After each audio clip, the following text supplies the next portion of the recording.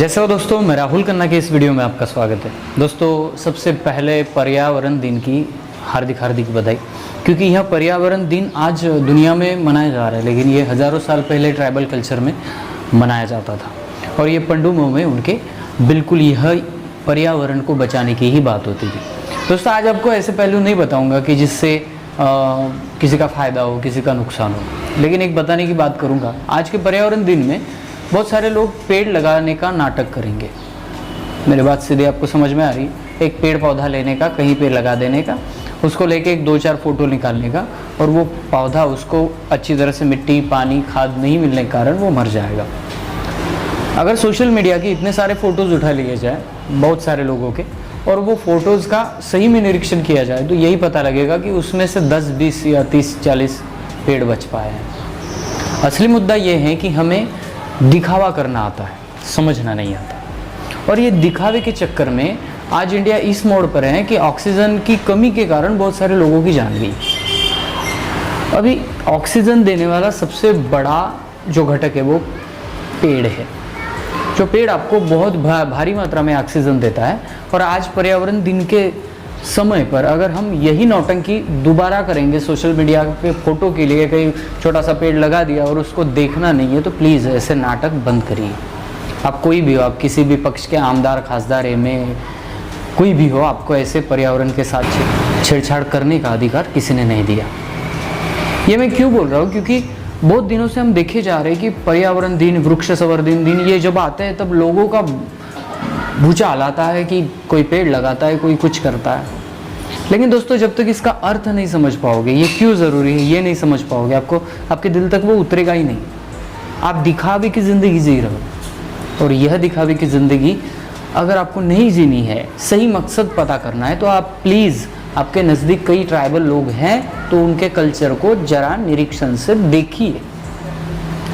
क्यों ये alive bridge channel बन के तैयार हुआ, और आज मैं इस चैनल पे हर कोने के आदिवासी की बात करना चाहता हूँ। इसका कारण ये है कि हर जो ट्राइबल आदमी है, किसी भी कोने में रहता है, अपने त्योहार, अपने परंपरा, अपने पंडुमों में वो पर्यावरण का गहन अर्थ छुपा के रखा है उसने, और वो उसको पूछता है। हालांकि हम ये नहीं समझ पाते और ये कहते हैं कि वो अंधश्रद्धा है। आपको पता है, आपने साइंस किया होगा, आपने साइंस पढ़ा होगा, तो आपको पता है कि हरित द्रव्य होते हैं हर पेड़ में।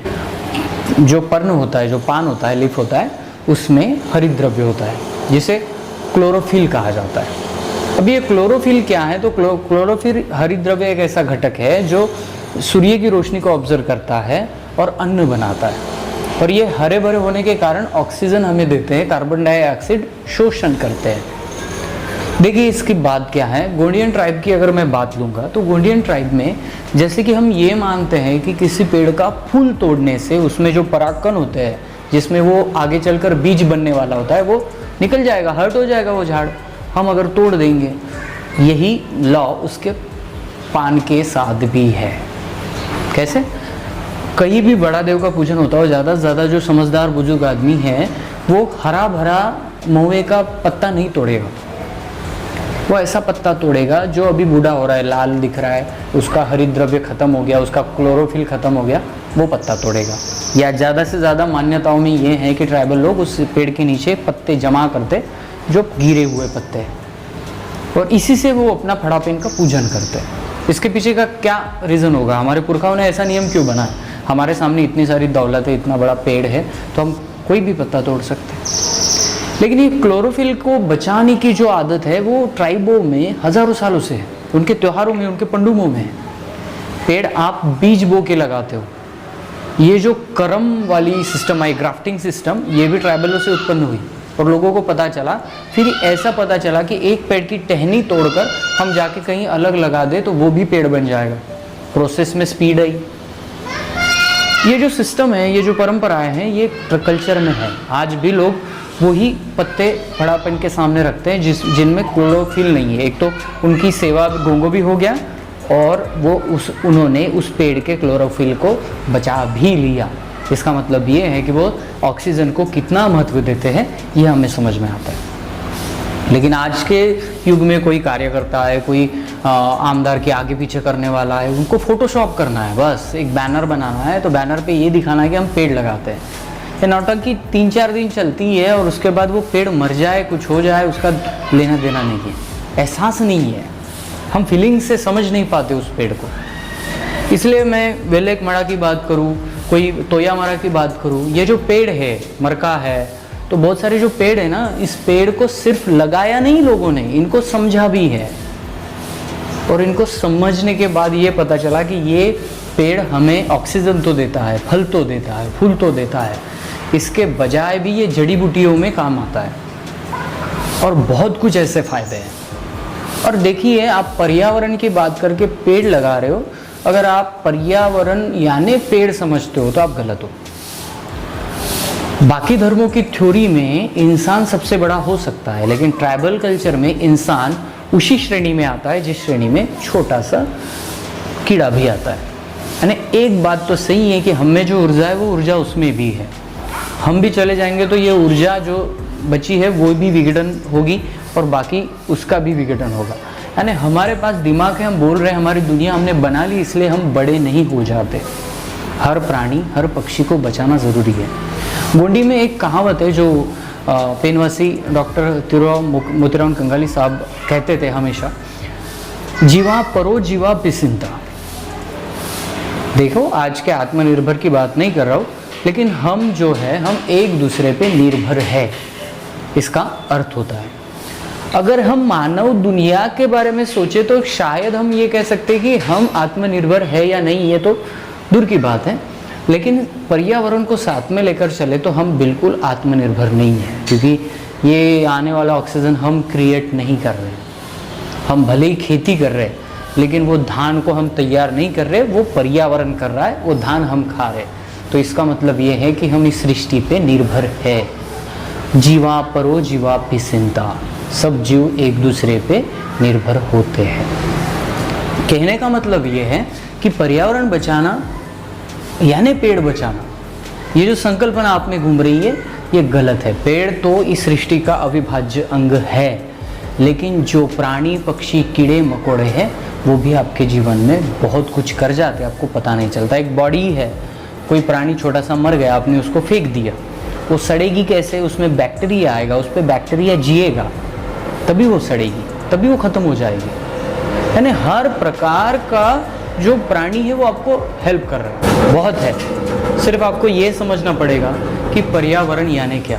पर्यावरण यानी ये जो आपका चक्र चल रहा है, धूप काला, हिवाला, बारिश, ये जो चक्र चल रहे हैं ना, इस चक्रों में हर प्रकार के पेड़, हर प्रकार के प्राणी, हर प्रकार के पक्षी, इनसे बनता है पर्यावरण। और आज तो हम देख रहे हैं कि लोग पैसों के लिए टाइगर की हत्या हो रही है, पैसों के लिए बहुत सारे प्राणी नामशेष हो रहे।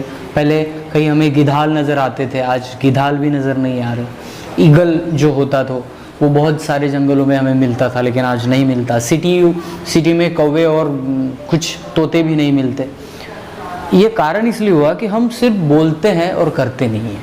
तो इसलिए इस पर्यावरण दिन पे कम से कम खुद को बेवकूफ़ मत बनाओ। आप पेड़ लगाओ, उस पेड़ को दिन भर में से 2 मिनट दो, उस 2 मिनट में आप उसको पानी दो, उसको खाद चाहिए खाद दो।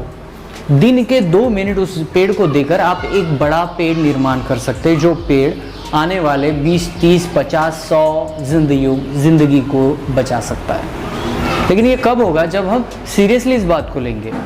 हम अगर फ़ोटो निकालने के लिए पेड़ लगा रहे हैं तो ये आप गलत कर रहे हैं। आप लोगों को तो बेवकूफ़ बना ही रहे हो, लेकिन आप सबसे ज़्यादा खुद को बेवकूफ़ बना रहे हो। इस पर्यावरण दिन पे यही कहूँगा कि ये जो सिचुएशन पिछले महीने में आई थी, जिससे ऑक्सीजन से बहुत सारे लोग, ऑक्सीजन ना मिलने के कारण उनका देहांत हुआ, ये सबक भारत देश ले रहा है। तो मैं ये कहूँगा कि ये सबक लेकर आप चुप मत रहिए, तो सीरियसली आप इस पर्यावरण संवर्धन की बातें कीजिए, क्योंकि यही एक रास्ता है जो इन बड़ी बीमारियों से हमें बचा सकता है। अगर आज हमने सीरियसली ले लिया और इसको नौटंकी में बदल दिया ना, तो आपको पता ही नहीं चलेगा। बस्तर में कभी कभी, गढ़चिरोली में कभी कभी, जहाँ पे झारखंड में जैसे जहाँ पे ज़्यादा ट्राइब लोग हैं, वहाँ पे कभी उनके ज़मीनों पे कब्जा किया जाता है गवर्नमेंट द्वारा या किसी उद्योगपति द्वारा। वहाँ पे उसको बहुत बड़ा प्लांट खोलना है, फैक्ट्री बनानी है। ऐसे में आदिवासी लोग उसका विरोध करते हैं। ये जब विरोध होता है, पेपरों में आता है, तब सीधी सीधी कहा जाता है, बहुत सारे आदिवासियों को घर से उठा के उनको नक्सली बताया जाता है। हम यही पढ़ के रह जाते हैं कि नहीं चलो वो आदिवासी वैसे ही होंगे, अंदरूनी बात हमें पता ही नहीं रहती। आज जो बस्तर में काम चल रहा है, बस्तर में गोलीबारी हो गई, ऐसा कोई भी कानून, ऐसा कोई भी नेता नहीं है जो सीधा देश के वासियों पे गोलियां चलाने का ऑर्डर दे, लेकिन ऐसा हुआ है, 3 लोग मारे गए हैं, लेकिन इस पे कोई भी विरोधक नहीं बोल रहा है। क्यों नहीं बोल रहा है? क्योंकि बाकी लोग ना इनके दर्द को महसूस नहीं करते। आप भी महसूस करोगे जब पर्यावरण खत्म होने के कगार पर आएगा ना, तब हम भी महसूस करेंगे, लेकिन तब तक देर हो जाएगी। तो इसलिए ये बात भी समझिए कि हमें ज़मीन क्यों बचाना है। जंगल वाली ज़मीन क्यों बचाते हैं ये ट्राइबल लोग, क्यों अपनी जान दे देते हैं? क्योंकि उनको पता है जब तक ये पेड़ पौधे, प्राणी, पक्षी, पर्यावरण का संतुलन है तब तक हम जिंदा है, नहीं तो हमारा इस पर्यावरण के बिना अस्तित्व नहीं है और बिल्कुल नहीं रहेगा। इस बड़ी बात को इसलिए समझिए क्योंकि आने वाला दौर बहुत कठिनाइयों का होगा अगर हमने इस पर्यावरण संवर्धन के बारे में अच्छा कदम नहीं उठाया तो दोस्तों यह वीडियो अगर पसंद आता है तो लाइक शेयर कमेंट कर देना। मिलते हैं अगले वीडियो अगले टॉपिक के साथ, तब तक के लिए जय सेवा, जय जोहार, जय आदिवासी, जय गुणमाना, जय।